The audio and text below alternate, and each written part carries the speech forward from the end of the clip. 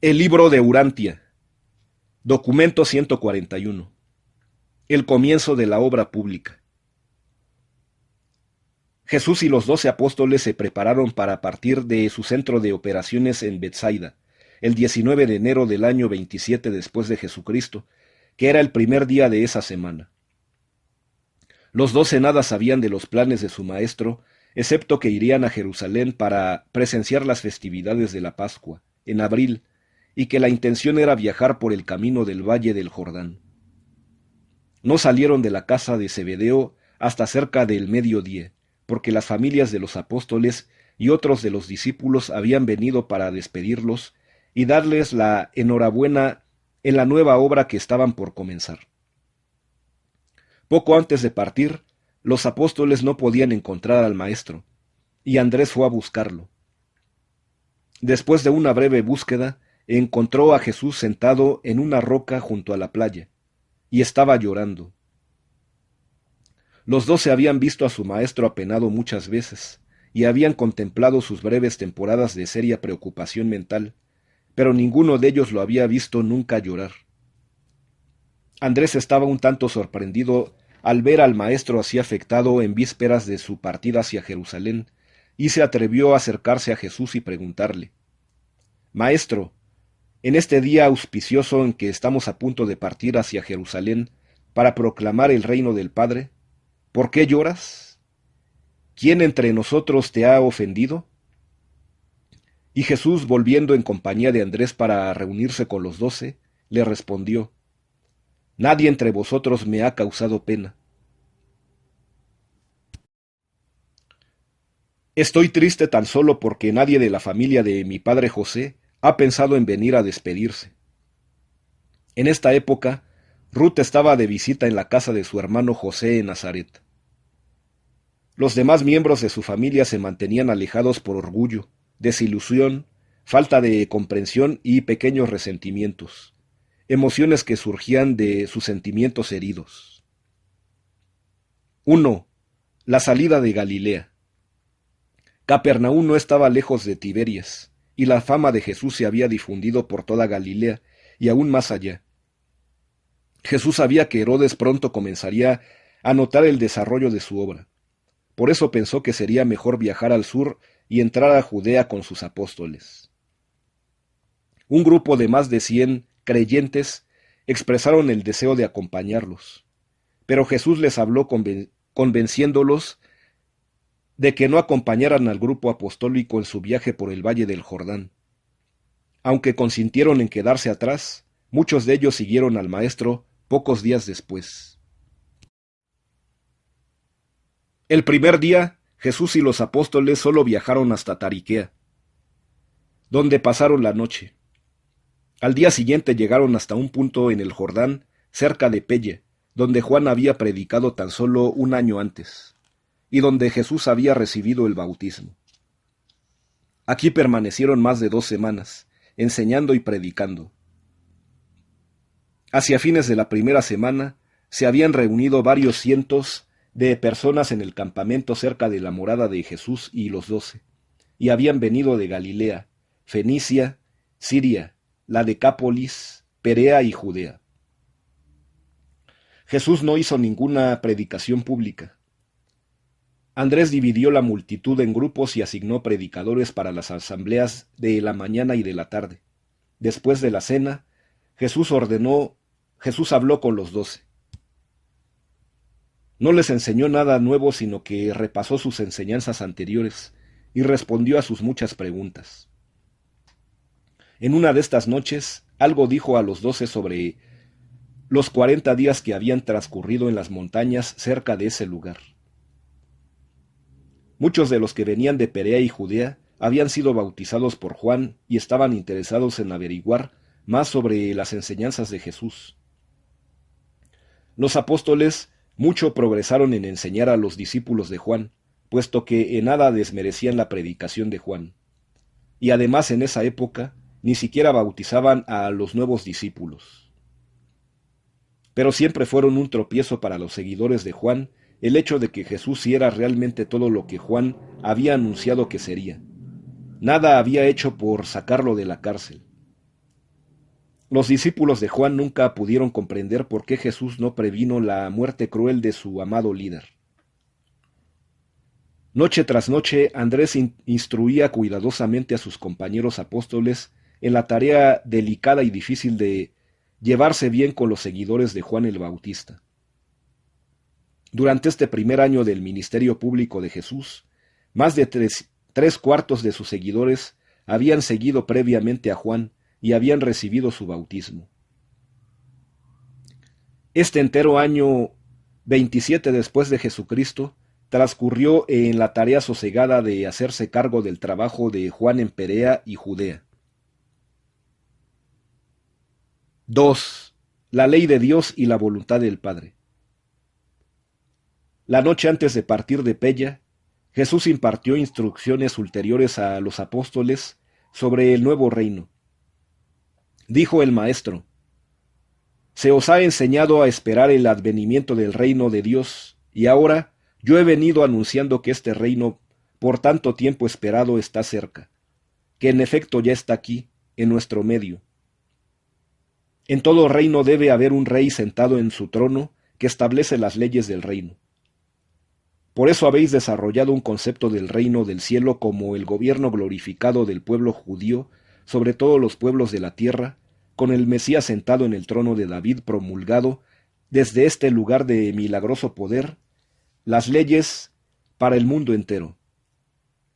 Pero, hijos míos, no estáis viendo con los ojos de la fe, ni oyendo con la comprensión del Espíritu. Yo os declaro que el reino del cielo es la comprensión y la aceptación del gobierno de Dios en el corazón de los hombres. Es verdad que hay un rey en este reino, y ese rey es mi Padre y vuestro Padre. Somos en verdad sus súbditos fieles, pero la verdad transformadora que en mucho trasciende este hecho es que nosotros somos sus hijos. En mi vida esta verdad se hará manifiesta para todos. Nuestro Padre también está sentado en un trono, pero no un trono hecho por manos humanas. El trono del infinito es la morada eterna del Padre en el cielo de los cielos. Él llena todas las cosas y proclama sus leyes a los universos tras los universos.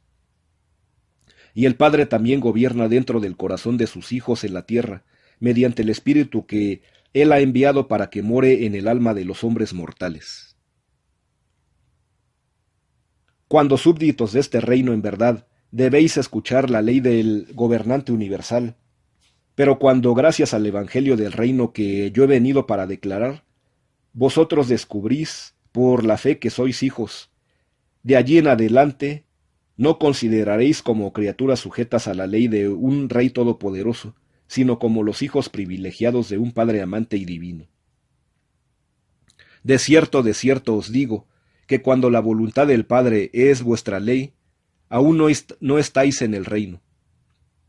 Pero cuando la voluntad del Padre se hace verdaderamente vuestra voluntad, entonces estaréis vosotros en verdad en el reino, porque el reino se ha tornado de esta manera en una experiencia establecida en vosotros.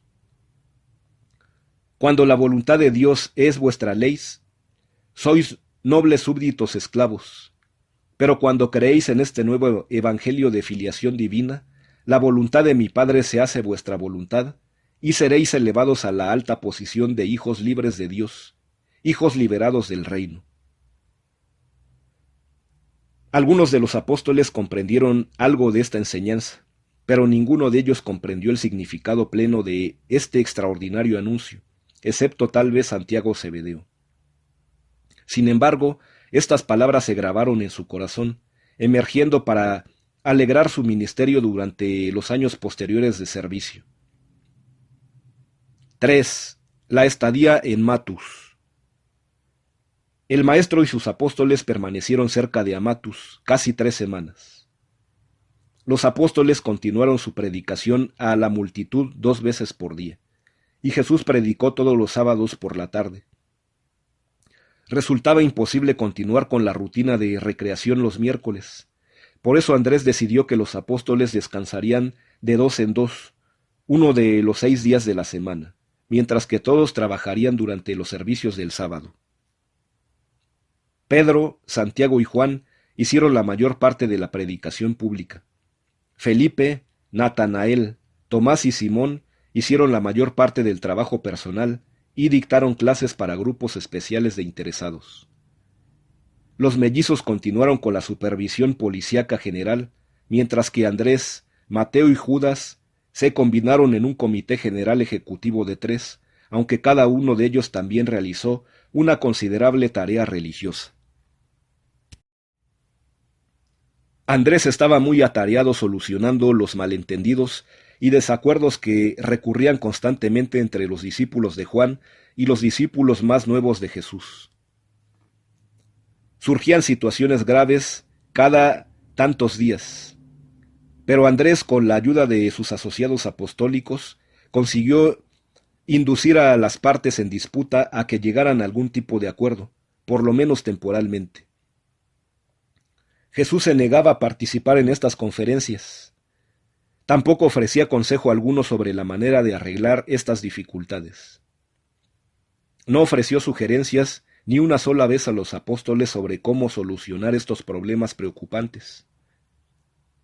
Cuando Andrés se acercaba a Jesús con estos asuntos, siempre decía: el invitado no ha de participar en las querellas de sus huéspedes. Un padre sabio no toma nunca partido en las disputas de sus hijos. El maestro demostraba gran sabiduría y manifestaba una ecuanimidad perfecta en todas sus deliberaciones con sus apóstoles y con todos sus discípulos. Jesús era de veras un maestro de hombres. Ejercía una gran influencia sobre sus semejantes, debido a la combinación de encanto y fuerza que integraba su personalidad. Su vida ruda, nomádica y sin hogar ejercía una influencia sutil y llena de autoridad. Había en su manera firme y llena de autoridad de enseñar, en su lógica lúcida, en la fuerza de su razonamiento, en su perspicacia sagaz, en la claridad de su mente, en su donaire incomparable y en su sublime tolerancia, una atractividad intelectual y un imán espiritual. Era sencillo, varonil, honesto y sin miedo. Además de esta gran influencia física e intelectual que se manifestaba en la presencia del maestro, también se transmitían esos encantos espirituales del ser que se han asociado a través del tiempo con su personalidad: la paciencia, la ternura, la mansedumbre, la compasión y la humildad. Jesús de Nazaret era en verdad una personalidad fuerte y enérgica, era una fuerza intelectual y un baluarte espiritual. Su personalidad atraía no solo a las mujeres con inclinación espiritual entre sus discípulos, sino también al Nicodemo erudito e intelectual, y al rudo soldado romano, al capitán a quien se encargara de la vigilancia de la cruz, quien después de ver morir al maestro dijo: de veras este era un hijo de Dios. Y los toscos y enérgicos pescadores galileos le llamaban maestro. Los retratos de Jesús han sido altamente desafortunados. Estas pinturas de Cristo han ejercido una influencia deletérea sobre la juventud.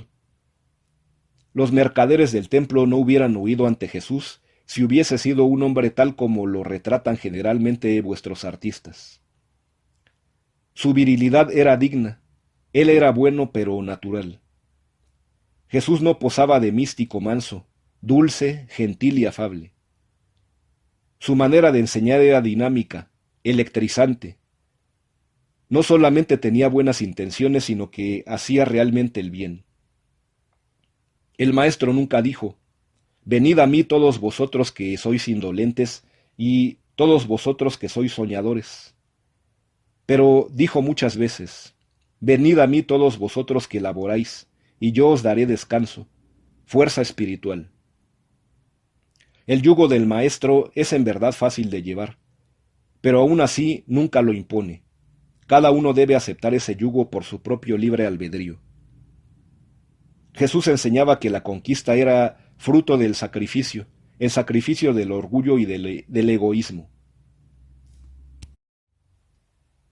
Al ejercer la misericordia intentó ilustrar la liberación espiritual de todos los afanes, los rencores, la ira y el deseo egoísta de poderío y venganza. Y cuando dijo, no resistáis el mal, explicó más tarde que no significaba que se tolerara el pecado, ni que se fraternizara con la iniquidad.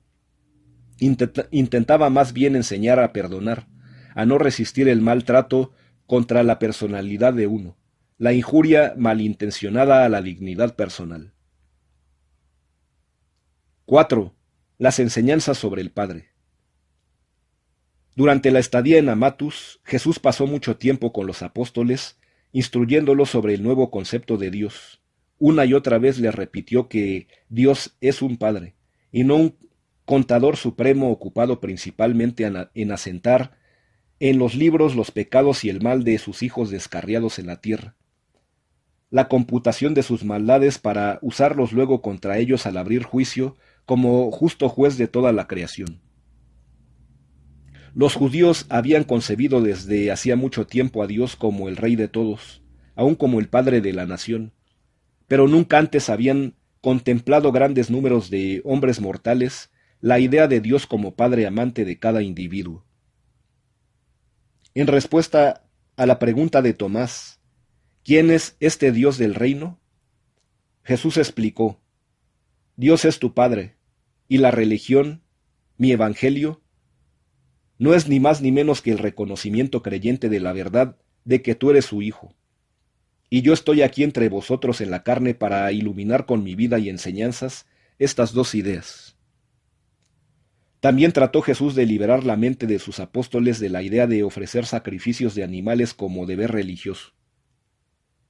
Pero estos hombres, criados en la religión del sacrificio diario, tardaban en comprender lo que él quería decir. Sin embargo, el maestro nunca se cansaba de enseñarles. Cuando no conseguía impresionar la mente de todos los apóstoles mediante una ilustración, volvía a repetir su mensaje empleando otro tipo de parábola para esclarecer el concepto. Por esa época empezó Jesús a enseñar a los 12 en forma más completa sobre la misión de ellos de consolar a los afligidos y ministrar a los enfermos. Mucho les enseñó el maestro sobre el hombre completo, la unión del cuerpo, la mente y el espíritu para formar al individuo sobre hombre o mujer. Jesús explicó a sus asociados los 3 tipos de aflicción que encontrarían, y luego les explicó cómo deberían ministrar a todos los que sufren las penas de la enfermedad humana. Les enseñó a reconocer: 1.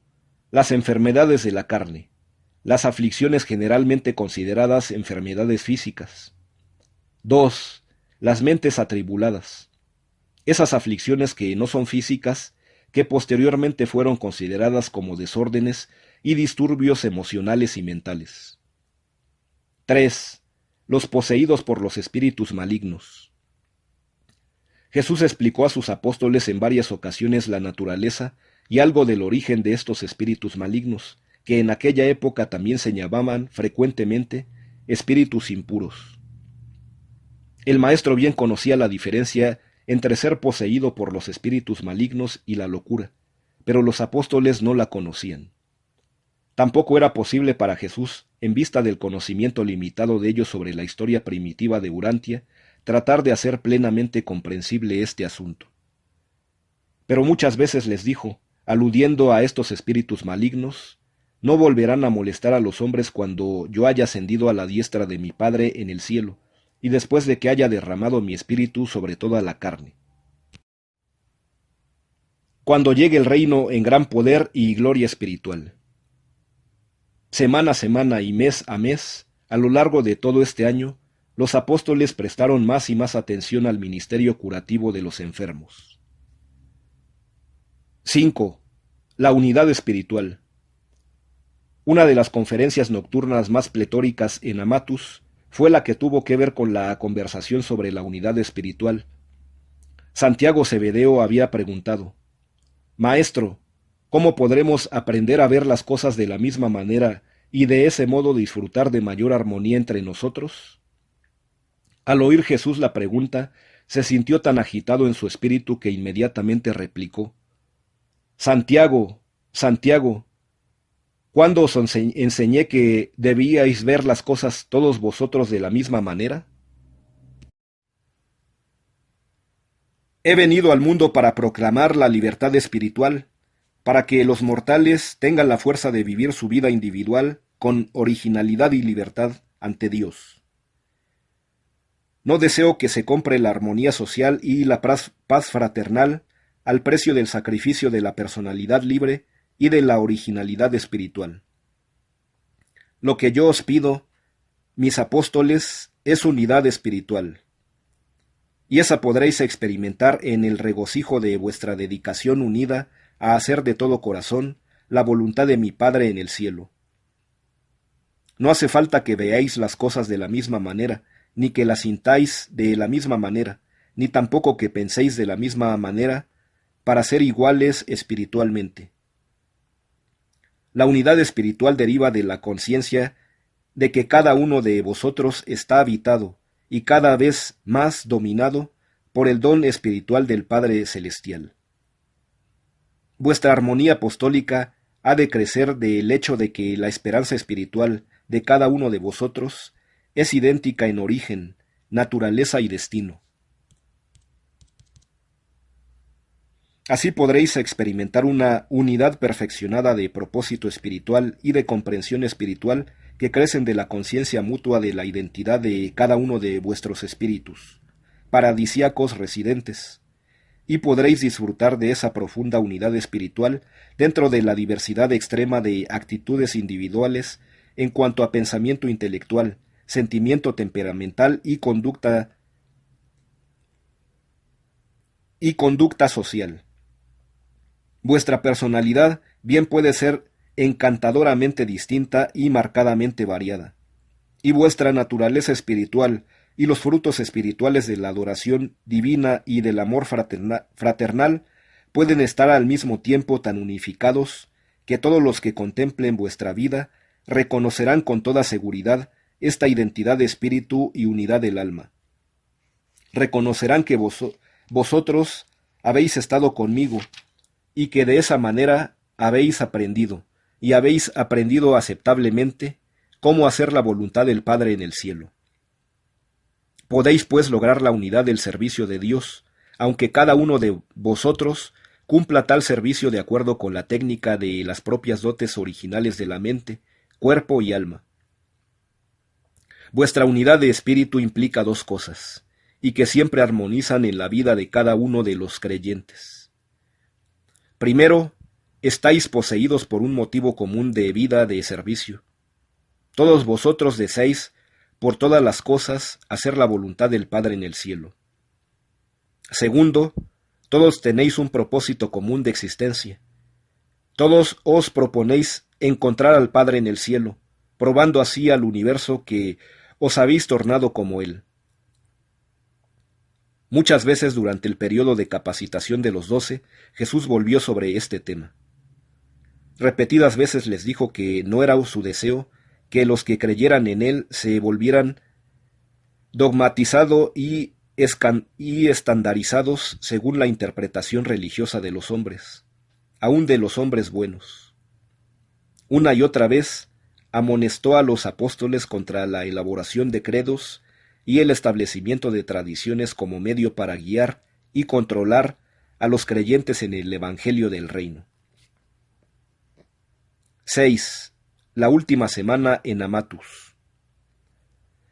Hacia fines de la última semana en Amatus, Simón el Celote trajo a Jesús a un tal Tejerma, un persa que estaba haciendo negocios en Damasco.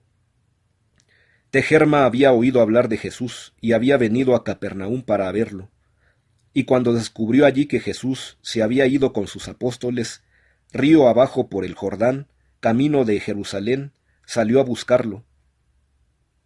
Andrés se lo presentó a Simón para que le enseñara. Simón consideraba al persa un adorador del fuego, aunque Tejerma explicó con sumo cuidado que el fuego era tan solo el símbolo visible de aquel que es puro y santo.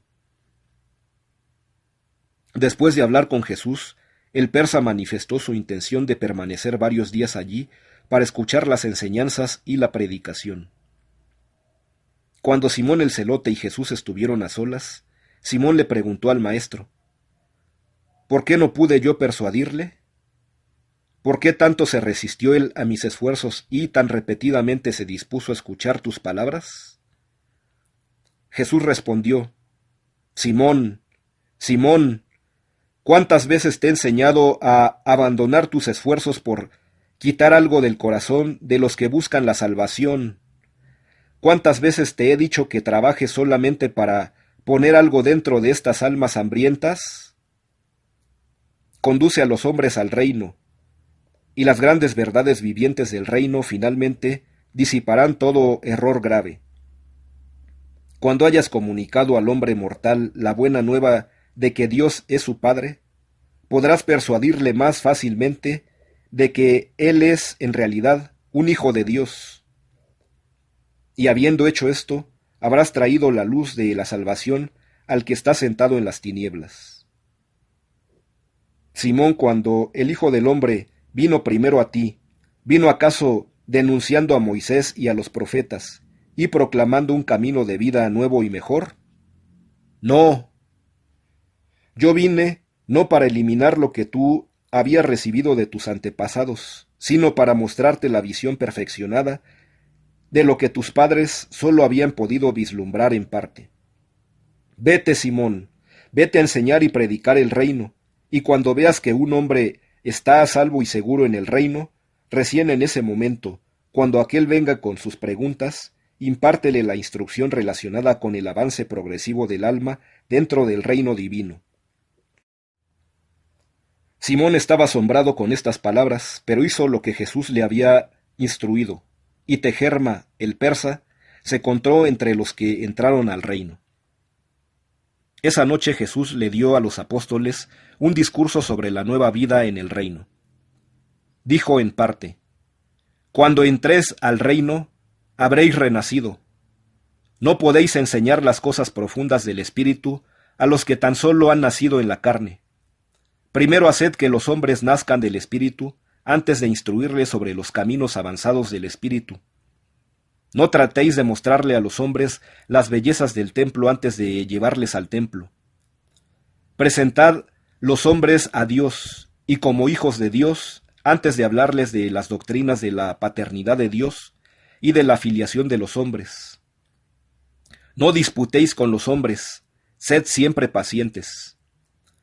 No es vuestro el reino, tan solo sois sus embajadores. Salid simplemente proclamando: en el reino de Dios, en el reino del cielo. Dios es vuestro Padre, y vosotros sois sus hijos. Y esta buena nueva es vuestra salvación eterna si creéis en esta de todo corazón. Los apóstoles hicieron grandes progresos durante su estadía en Amatus, pero estaban muy desilusionados de que Jesús no les diera sugerencias sobre cómo tratar con los discípulos de Juan.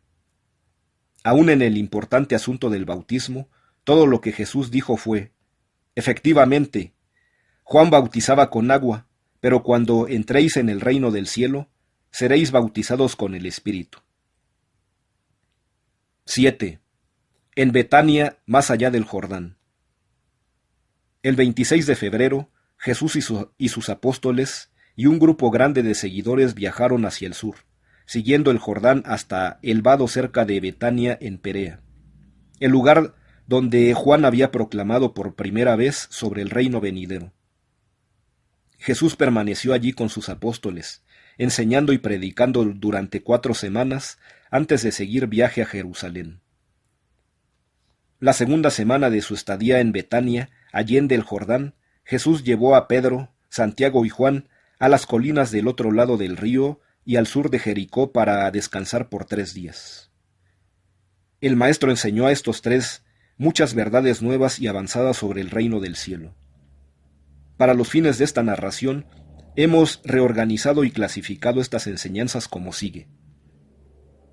Jesús se empeñó en aclararles que deseaba que sus discípulos, habiendo probado de las realidades buenas del espíritu del reino, vivieran su vida en tal forma que, al contemplarla a los hombres, se tornaran conscientes del reino y fueran conducidos por esa conciencia a preguntar a los creyentes el camino del reino. Todos los seres que de tal manera sinceramente buscan la verdad están siempre felices de oír la buena nueva del don de fe que asegura la entrada al reino con sus realidades espirituales eternas y divinas. El maestro intentó convencer a todos los instructores del Evangelio del Reino de que su tarea exclusiva consistía en revelar al hombre individual que Dios era su Padre, en conducir a ese hombre individual a la conciencia de su filiación, luego presentar ese mismo hombre a Dios como su hijo en la fe. Estas dos revelaciones esenciales se cumplen en Jesús. Él fue efectivamente el camino, la verdad y la vida. La religión de Jesús estaba totalmente basada en el vivir de su vida autootorgadora en la tierra. Cuando Jesús partió de este mundo, no dejó libros, leyes ni otras formas de organización humana que afectaran la vida religiosa del individuo. Jesús aclaró que Él había venido para establecer relaciones personales y eternas con los hombres, relaciones que para siempre habrían de tomar precedencia sobre toda otra relación humana. Y acentuó que esta íntima hermandad espiritual debía extenderse a todos los hombres de todas las edades y todas las condiciones sociales de todos los pueblos. La única recompensa que ofrecía a sus hijos era, en este mundo, felicidad espiritual y comunión divina. En el mundo siguiente, vida eterna en el progreso de las realidades espirituales divinas del Padre del Paraíso. Jesús hacía hincapié de las dos verdades que él llamaba de principal importancia en las enseñanzas del reino, y estas son el alcanzar la salvación mediante la fe, y la fe por sí sola, asociada con la enseñanza revolucionaria de alcanzar la libertad del hombre, mediante el reconocimiento sincero de la verdad. Conoceréis la verdad, y la verdad os hará libres. Jesús era la verdad hecha manifiesta en la carne, y Él prometió enviar su Espíritu de la verdad al corazón de todos sus hijos después de su retorno al Padre en el cielo. El Maestro estaba enseñando a estos apóstoles la esencia de la verdad para una era entera sobre la tierra. Frecuentemente escuchaban ellos sus enseñanzas, aunque en realidad lo que Él decía era para inspiración y edificación de otros mundos. Ejemplificaba un plan de vida nuevo y original, desde el punto de vista humano. Era en verdad un judío, pero vivió su vida para todo el mundo como un mortal de la tierra. Para asegurar el reconocimiento de su Padre en el desarrollo del plan del reino, Jesús explicó que a propósito había ignorado a los poderosos de la tierra.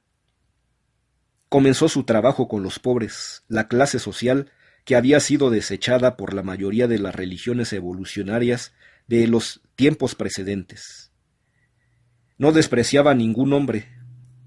Su plan era mundial, aún universal. Fue tan osado y tan enfático en estos anuncios que hasta Pedro, Santiago y Juan estuvieron tentados a pensar que tal vez pudiera estar él fuera de sí. Trató de impartir suavemente a estos apóstoles la verdad de que había venido a esta misión autootorgadora no para dar el ejemplo a unas pocas criaturas en la tierra, sino para establecer y demostrar una norma de vida humana para todos los pueblos de todos los mundos de todos los universos. Y para esta norma se acercaba a la más alta perfección, aún a la bondad final del Padre Universal.